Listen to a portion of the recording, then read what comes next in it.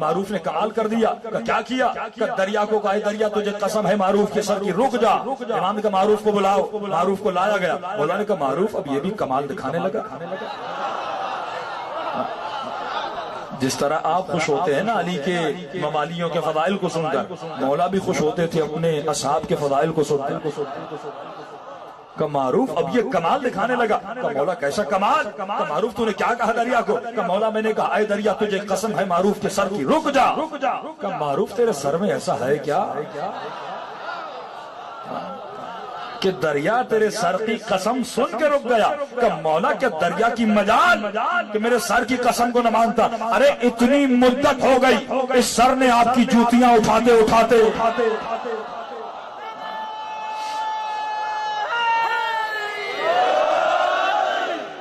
تو تصور کیجئے جو سر در اہل بیت کی جوتیاں اٹھائے دریا اسے نہ نہیں کہتا. لیکن ہماری گھر میں بیوی نہیں سنتی. فرمایا علی والے کا یہ مقام ہے. دریا اسے نہ نہیں کہتا. یہ وہ مقام ہے کہ جو انسان مقام میں ولی تک پہنچ جاتا ہے. ہم تمہیں ولی بنانے کے لیے آیا ہے، تو دنیا میں ولی بننے کے لیے آیا. کہ چھٹے امام کے پاس ایک صحابی آتا ہے، مولا دیکھنا چاہتا ہوں خدا کس طرح زندگی دیتا ہے، کس طرح موت دیتا ہے.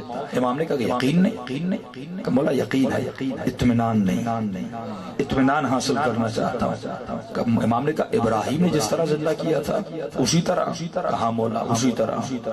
امام نے کہا 4 پرندوں کو پرندوں کو لایا گیا. فرمایا اس کو ذبح کیا. کہ گوشت کو گوشت سے جدا کر، ہڈی کو ہڈی سے جدا کر، پر کو پر سے جدا کیا. کہ رکھ کر آیا امام کے پاس. کہ مولا اب بلائیے. جلدی میں کہا مولا اب بلائیے. امام نے کہا میں کیوں بلاؤں؟ تو بولا. کہ مولا میں بولا. کہا بولا. ایک مرتبہ اس نے آواز دی. گوشت سے جدا ہوا، ہڈی سے جدا ہوئی، پر سے جدا ہوا. پرندوں نے میرے چھٹے امام کا طواف کرنا شروع کر دیا. امام نے کہا یقین آ گیا؟ کہا ہاں مولا یقین آ گیا. لیکن ایک سوال ذہن میں پیدا ہوا. اس وقت کاٹا ابراہیم نے تھا، رکھا ابراہیم نے تھا، بلایا ابراہیم نے تھا. آج اگر میں نے کاٹا کوئی بات نہیں، رکھا میں نے کوئی بات نہیں، بلاتے آپ تو سمجھ میں آتا ہے آپ مولا ابراہیم ہیں. لیکن یہ پرندے میرے کہنے پر کیسے آئے؟ امام نے فرمایا یہ بتا ابراہیم کون تھا؟ وَإِنَّ مِن شِيعَتِهِ لَإِبْرَاهِيمَ، وہ بھی ہمارا شیعہ تھا، تو بھی ہمارا شیعہ.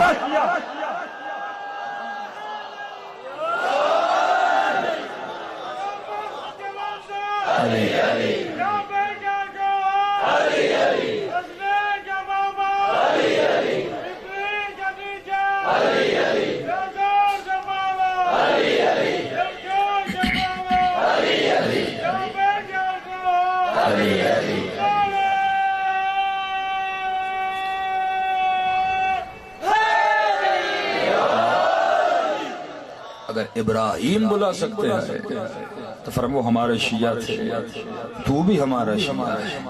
اب شیعہ ہے کون؟ شیعہ ہے کون یہ سمجھنا ضروری ہے نا. آج تو ہر کوئی کہتا میں شیعہ، لیکن شیعہ ہے کون؟ شیعہ بنے تو کیسے بنے؟ شیعہ بننے کی ضرورت ہے. فرمایا کہ شیعہ بن گئے تو ولی بن جاؤ. دنیا میں ہم ولی بننے آئے. یہ ولی کس طرح بنے؟ مسئلہ یہ ہے کہ منبر سے بہت کہا جاتا ہے نماز پڑھو، بہت کہا جاتا ہے متقی بنو، بہت کہا جاتا ہے شیعہ بنو، لیکن بتایا نہیں جاتا کیسے بنے. سنتے تو سب ہے، کسی اس زمانے میں کس کو نہیں پتا حق و باطل کا، لیکن مسئلہ عمل کرنے کا. ہم عمل کیوں نہیں کر پاتے؟ اس ڈیپتھ میں جانا بہت ضروری ہے. یہ چھٹے امام بیٹھے، سب نے سنا. ایران سے کچھ آئے، مولا آپ قیام کریں، تلواریں اٹھائیں، ہم آپ کے ساتھ ہیں. تو امام نے کہا کہ کتنے شیعہ ہیں؟ پورا گاؤں ہے، بھرا ہوا، بڑی تعداد. امام نے فرمایا مجھے شیعہ نظر نہیں آتے. محب ہو، محبت بہت کرتے ہو مجھ سے، لیکن شیعہ نہیں ہے. کہ مولا کیوں؟ امام نے کبھی بتائے دیتے ہیں. تنور تھی، بھڑکتی ہوئی آگ تھی. امام نے تنور کا دروازہ اٹھایا، کہا کود جا. تو کہا مولا کیوں؟ خودکشی حرام ہے. شرعی مسئلہ بتانے لگے امام کو، مولا خودکشی حرام ہے، آگ میں جل جاؤں گا، کیوں کودوں؟ آج جب ہم کہتے ہیں قبلہ یہ کام کرو واجب ہے تو سوال ہوتا ہے کیوں؟ پڑھے لکھے پروفیسر کہتے ہیں کیوں؟ ہمیں اس کی فلسفی بتائیے کہ ہم روزہ رکھیں تو کیوں، ہم خمس دیں تو کیوں، ہم داڑھی رکھیں تو کیوں، اس کی فلسفی بتائیے بھائی۔ اگر فائدہ بتایا جائے تو ہر کوئی کرے گا۔ اگر میں آپ کو بتاؤں اس پانی کے پینے سے شفا ملے گی تو صرف شیعہ نہیں پیئیں گے، ہر کوئی آئے گا پینے کے لیے۔ وہ لوگ جو حسین ابن علی کو نہیں مانتے، وہ لوگ جو جناب سکینہ کے جھولے کو نہیں مانتے، جناب علی اصغر کے جھولے کو نہیں مانتے، امامت امام حسین کو نہیں مانتے، لیکن محرم میں منتیں مانگنے آتے ہیں، کیونکہ سنا۔ بھائی ہندو آتے ہیں کہ نہیں آتے؟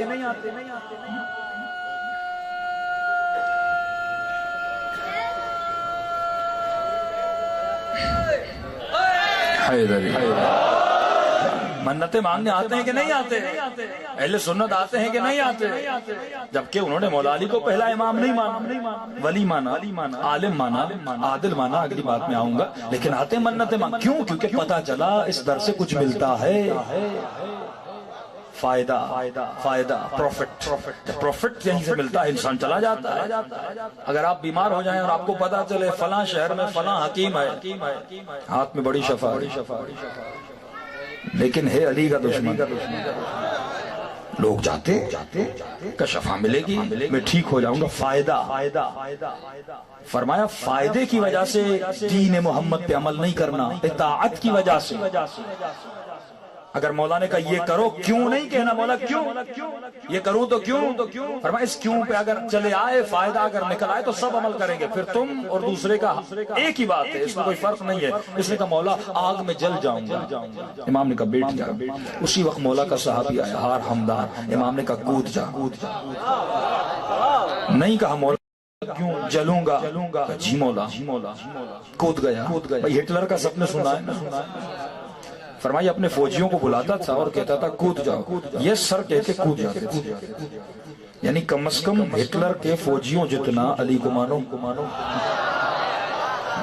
اتنا ایمان ہونا چاہیے کہ امام کو یہ نہیں کہ مولا کیوں، یہ کود گیا۔ امام نے دروازہ بند کر دیا۔ اب مولا نے کہا سنا ہے تمہاری بیوی بیمار ہے؟ کہا مولا بیمار ہے، کہا ہم دعا کریں گے ٹھیک ہو جائے۔ امام نے کہا سنا ہے تمہارا فلاں ہمسایہ پڑوسی تنگ دست ہے، یہ پیسے اس کو جا کر دے دینا۔ سنا ہے فلاں جگہ پر دو مومنوں میں جھگڑا ہو گیا، ہماری طرف سے ان کو یہ وصیحت کر دینا۔ کہ امام بتاتے رہے، یہ بار بار تنور کو دیکھتا رہا۔ کہ مولا آپ یہ پوچھ رہے میری بیوی کیسی؟ وہ تو اپنے گھر پہ ہے، یہ جو سامنے جل رہا ہے اس کی پرواہ ہی نہیں آپ کو، اپنے شیعہ کو آگ میں ڈال دیا۔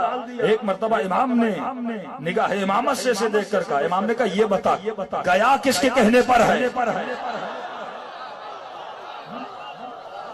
گیا کس کے کہنے پر؟ ایک مرتبہ تنور کا دروازہ اٹھایا کہ آگ گل و گلزار میں بدل گئی۔ امام نے فرمایا ابراہیم بھی آگ میں گیا تھا، وہ بھی ہمارا شیعہ تھا، آگ نے نہیں جلایا تھا، یہ بھی میرا شیعہ ہے، آگ جلائے تو کیسے جلائے؟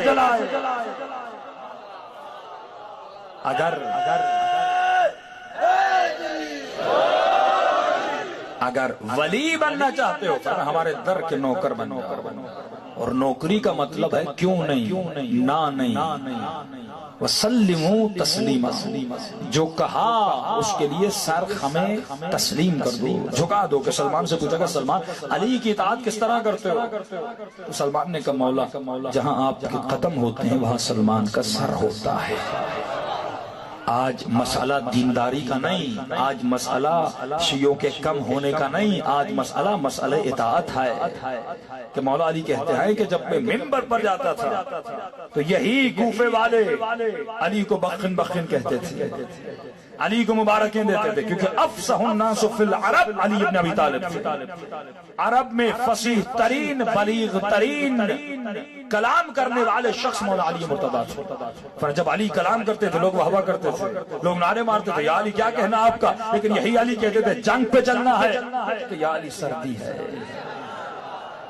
یا علی گرمی ہے۔ مسلم جب کوفے میں آئے پوری مسجد بھر گئی مسلم کی فصاحت اور بلاغت اور خطبے کو دیکھ کر، لیکن فرمایا جب وقت امتحان آیا یہ لوگ مسلم کو چھوڑ کر چلے گئے۔ مولا کہتے تھے آؤ چلنا، کہ یا علی سردی ہے، آؤ چلنا یا علی گرمی ہے۔ ایک مرتبہ مولا نے کہا کبھی کہتا ہوں چلو کہتے ہو گرمی، کبھی کہتا ہوں چلو کہتے ہو سردی ہے، کل تم سب کو آنا پڑے گا اگر علی کے شیعہ، اگر علی کے شیعہ کہا یا علی حاضر ہیں آپ کے لیے۔ امام نے ایک شرط ہے، کل جب سب آؤ تو سروں کو منڈوا کے آنا، جیسے ہم ٹنڈ کہتے ہیں نا، ٹنڈ کروا کے آنا۔ اب عرب جو ہیں آپ کی طرح بال نہیں رکھتے تھے، ان کی بڑی بڑی زلفیں ہوتی تھیں۔ سب نے کہا یا علی بال کیا ہیں آپ پہ جان قربان کر کے آئیں گے۔ فرمایا سب نے بال کٹوائے۔ ان سب میں ایک نوجوان تھا جس کی نئی شادی ہوئی تھی، گھر گیا بیوی کو کہا ایک مسئلہ ہے، کیا مسئلہ؟ علی نے کہا کل بال کٹوانے ہیں۔ بیوی نے کہا اگر بال کٹوائے تو پھر میرے پاس نہیں آنا، گنجا شوہر کس کو اچھا لگتا ہے، کہ میرے پاس نہیں آنا، پھر اسی لشکر میں رہنا۔ اب پھنس گیا، بیوی کی سنے یا علی کی سنے؟ ہمارا مسئلہ بھی یہی ہے کہ باپ کی سنے یا علی کی سنے، ماں کی سنے یا علی کی سنے، رشتہ داروں کی سنے یا علی کی سنے، محلے کی سنے یا علی کی سنے، پیسے کی سنے یا علی کی سنے۔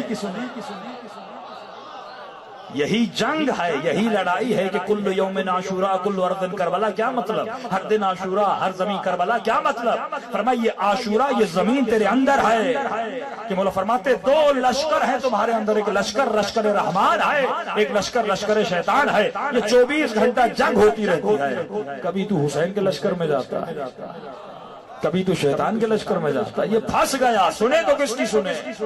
بیوی نے کہا ایک بیچ کا راستہ ہے، اور یاد رکھیے بیچ والے ہمیشہ جہنم میں جاتے ہیں۔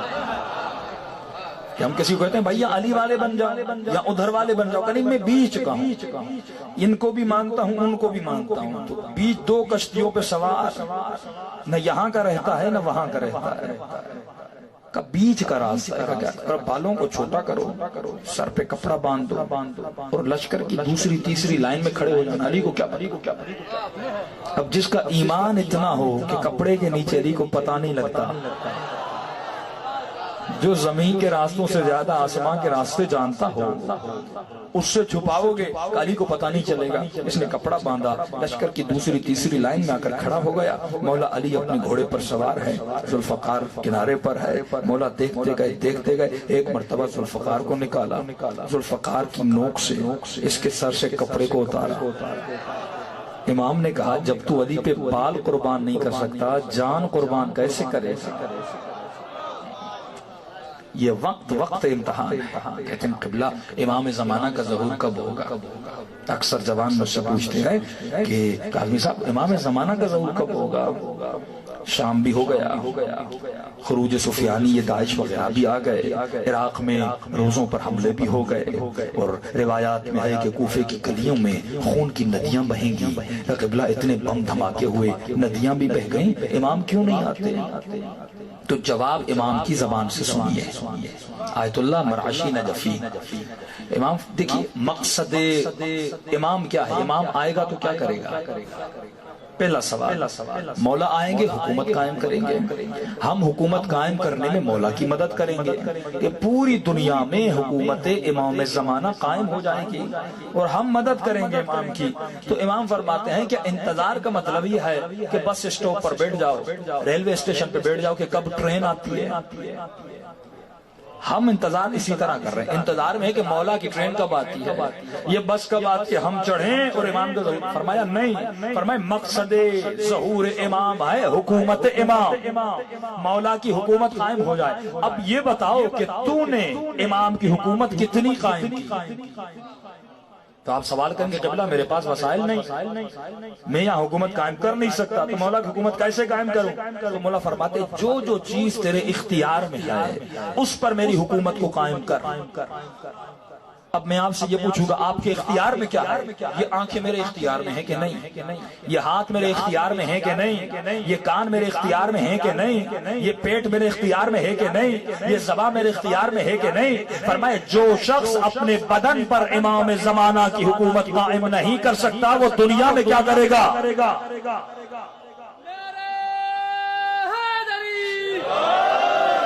जिस जवां की जबां उसके कंट्रोल में नहीं, जिस जवां की आंखें उसके कंट्रोल में नहीं। आज ईमान को परखना बहुत आसान है। हर इंसान के जेब में मोबाइल है, ये मोबाइल उसके ईमान की अलामत है। ये खोलो पता चल जाएगा अंदर क्या है, रवाबित कितने हैं, कहां बात करता है कहां नहीं करता, किससे चूच बूच करता है या नहीं करता, ये उसके ईमान का पता इसकी मोबाइल में लग सकता है। आज मसला ये है कि हमने अपने वजूद पर हुकूमत इमाम को कायम नहीं किया और दावा कर रहे हैं कि हुकूमत इमाम को पूरी कायनात पे कायम करना है। कि इमाम फरमाते आए मराशी नजफी, मेरे शियों को बता देना कि हर साल जब शबे कद्र आती है इनके नाम अमाल मेरी खिदमत में लाए जाते हैं। फरमाया जब इनकी नेकियों को देखता हूँ मेरा दिल बाग बाग हो जाता है, मैं खुश हो जाता हूँ। लेकिन वही इमाम फरमाते हैं जब मैं अपने शियों की, चाहने वालों की बुराइयों को देखता हूँ, इनके गुनाहों को देखता हूँ, मौला फरमाते हैं मैं करबला के मसाइब पे इतना नहीं रोता जितना इनके गुनाहों पे रोता। कि मौला क्यों? इमाम ने फरमाया हम तुम्हारे बाप भी हैं, हम तुम्हारे दोस्त भी हैं, हम तुम्हारे रफीक भी हैं, हम तुम्हारे इमाम भी हैं, हम तुम्हारे भाई भी हैं। कोई ऐसा रिश्ता नहीं जो हमारा तुम्हारे साथ न हो। फरमाया जब तू बर्दाश्त नहीं करता तुम्हारा बेटा जहन्नुम की आग में जले, तो फरमाया तेरा इमाम कैसे बर्दाश्त करेगा, उसका चाहने वाला जहन्नुम की आग में जले। फरमाया मैं करबला के मसाइब से ज्यादा इसलिए रोता हूँ क्योंकि मकसद हुसैन इब्ने अली करबला में जाना क्या गिरिया था, क्या मसाइब सुने और रोते रहे? फरमाया नहीं, यही जुमला कहते रहे मौला खरजतु लिइस्लाह उम्मत जद्दी, मैं इसलिए निकला ताकि मेरे जद की उम्मत की इस्लाह हो जाए। और ये जुमला इमाम की ज़बान पर था कि दीन लोगों के लिए ज़बान की चिटखारी है। ये कहते तो हैं हम दीनदार हैं, ये कहते तो हैं हमें दीन पसंद है, ये कहते तो हैं हमें नमाज पसंद है, लेकिन मौला फरमाते जब अमल की बारी आती है ये अमल में पीछे रह जाते हैं। फरमाया इंसान मुख्तार, हमने तुम्हें इख्तियार दिया ताकि अपने इख्तियार से अपने इमाम को चुनो और चुनने के बाद उस इमाम के रास्ते पर चलो। कि मौला फरमाते जब करबला के किरदारों और कैरेक्टर्स को देखोगे, यही शिमर इब्न मलऊन, ये मलऊन इब्न मलऊन, फरमाया ये वो शख्स है जिसने जंग सिफीन में अली के हाथों पे बेअत की, लश्कर में लड़ा, जख्मी हुआ। अगर इमाम फरमाते उस वक्त मर जाता इसका शुमार शहीदों में होता, लेकिन ये मलऊन वहां पे नहीं मरा। और यही शख्स जिसने अली के हाथों पे बेअत की, जंग में अली का साथ दिया, बोला फरमाते यही करबला में हुसैन इब्न अली का कातिल बना। यही अपने साथ, ये कौन है? अपने बाप के साथ, साद इब्न अबी वक्कास के साथ इमाम हसन के पास आते मौला क़याम करिए, हमारा पूरा कबीला आपके साथ है। इमाम ने फरमाया मैंने सुलह की है और हुसैन हसन इब्न अली अपनी ज़बान से पीछे नहीं हटते। यही शख्स आता है करबला में हुसैन का कातिल बनता है। काजी शुरै कौन है? जिसको मौला अली ने काज़ी उल क़ुज़्ज़ात बनाया कि फरमाया इसने बहुत बड़ा घर लिया। और इमाम ने कहा काजी शुरै तेरे दिल में माल दुनिया की मोहब्बत है, तूने बहुत बड़ा घर बनाया, बुढ़ापे में जब तू मरने वाला है, एक पाँव यहाँ पर है एक पाँव कब्र पर है, फरमाया जो घर तूने लिया है उसका एक दरवाजा बरज़ख की तरफ खुलता है, एक दरवाजा उसका जहन्नुम की तरफ खुलता है। फरमाया अपनी आखिरत की कदर कीमत करो। यही काजी शुरै, इसने मातम किया जब इसे कहा गया कि हुसैन के लिए फतवा दो। सामने सियाही थी, पत्थर को उठाकर अपने सर पर मारा, कहा मैं फतवा दूं फर्जंद रसूल के लिए? लेकिन जब सामने सोने और दिरहम की थैलियां आई, यही वो शख्स है जिसने फतवा लिखी कि हुसैन वाजिबुल कत्ल है। तो अजीजान मोहतरम, जो दिल में जज्बात हैं उन जज्बात पर कंट्रोल कीजिए। मौला फरमाती इख्तियार तुम्हें दिया, कहीं